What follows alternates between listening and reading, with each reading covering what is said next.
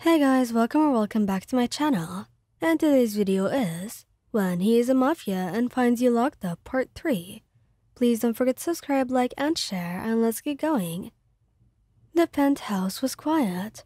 The city lights were the only constant, painting long, pale lines across the dark floor of the guest suite.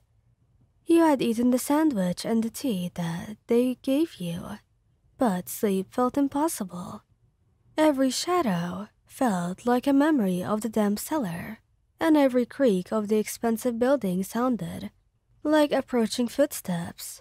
You slept off the bed and walked silently to the door, pressing your ear against the heavy wood, listening for any sign of him. "I'm awake, Koyan." Kirishima's voice came, a low, immediate rumble from the other side. It was so close, so steady, it startled you. You hesitated, then eased the door open just a crack, letting the thin line of light from the room fall onto the opposite wall. Kirishima was slumped on a long, sleek sofa, designed for the looks and not the comfort. He was still fully dressed in his black suit, jacket off and shirt slightly rumpled, a weapon resting on his lap like a wary pet.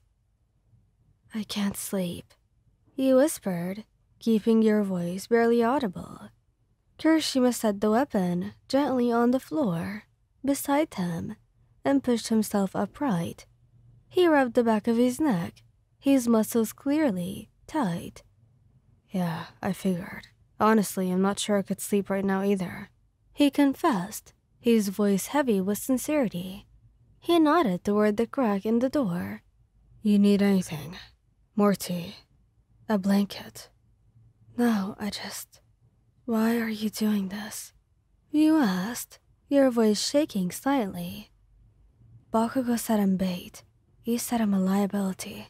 So why are you setting out here, guarding me like I'm a prize?" He looked you directly in the eyes, in the pale, ambient light. His crimson irises were soft, devoid of the sharp intensity that they held in the field. "Bakugo is the boss. He has to calculate every move. He sees a chess piece.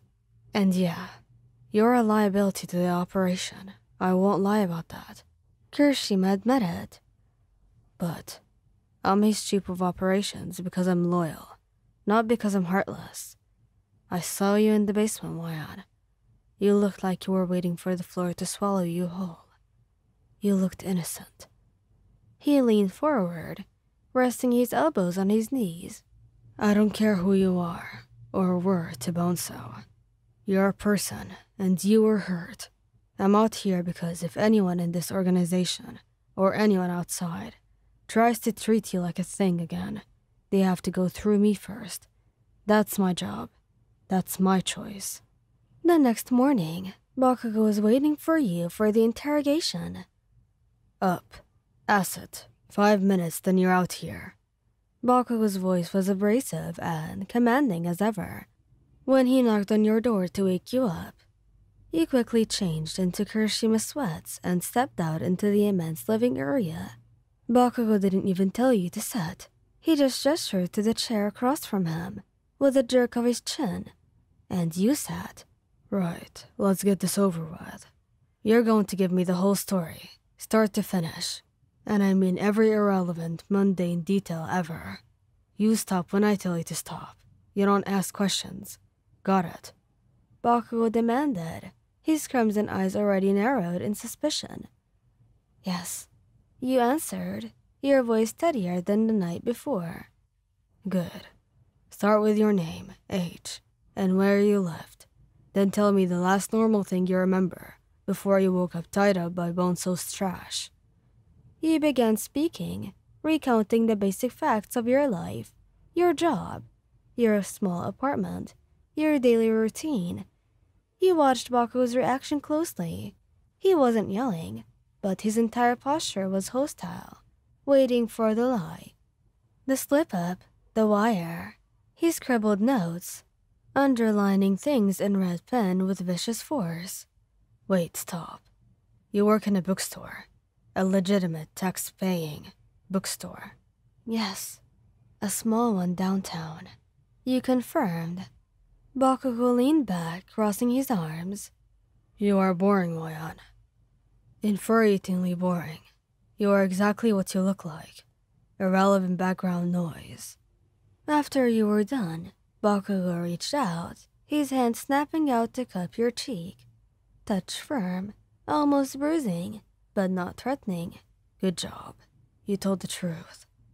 Now you're officially too valuable to let go. You're staying, and you will stay right next to me.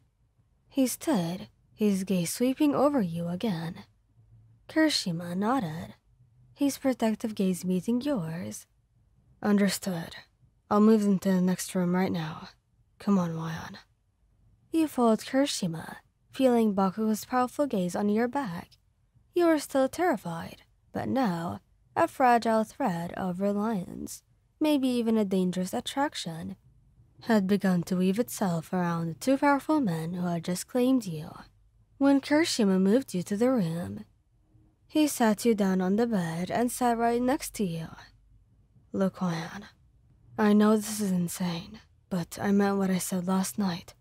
You're safe here, and I'm going to make sure that you're comfortable. He reached out slowly. His thumb brushed over the edges of the gauze on your wrist. How are these feeling? He asked, his voice low and concerned. Much better. They don't hurt anymore. Just tender. Moyan, you're strong. Stronger than you realize, really. He was so close now. You found yourself leaning into his touch, a silent admission of need. The deep conflict you'd seen in his eyes was gone, replaced by a quiet, resolved tenderness. The door swung open then, with no sound, and Bakugo was standing there. He didn't have his coffee mug. He simply had a look of furious possession on his face. Kirishima, you were supposed to be tracing the leak, not turning this new room into a damn cuddle puddle. Kirishima didn't flinch. I was securing everything, boss, making sure they trust us. It's called cooperation. Bakugo walked past the end of the bed and stopped directly in front of you, reaching out and grabbing the front of Kirishima's wrinkled t-shirt that you were wearing, lifting the fabric to rub the soft cotton between his thumb and forefinger. You wear his clothes. You talk to him. You let him touch you. Bakugo said. You belong to me, Moyan. Not him. Don't forget who found you. He dropped the shirt, his hand now moving to your face, cupping your jaw in the exact way he did in the cellar. He was demanding your attention, your fear, your loyalty all at once. The tension was suffocating. You were caught between Kirishima's protective calm and Bakugo's furious demanding heat, and realized that he didn't want either of them to back down. Thank you guys for listening. I hope you liked this video. Please don't forget to subscribe, like, and share, and goodbye.